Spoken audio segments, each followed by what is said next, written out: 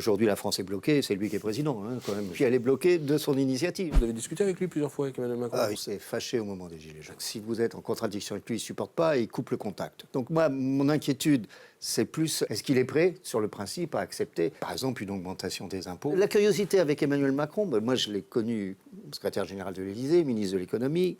La première année où il était président de la République, la première année, il a accepté de discuter sur les ordonnances. Les ordonnances travail de 2017, moi je me souviens avoir avec, à l'époque, mon homologue de la CFDT, on est allé négocier dans son bureau. Ce qu'il a après, il a complètement refusé.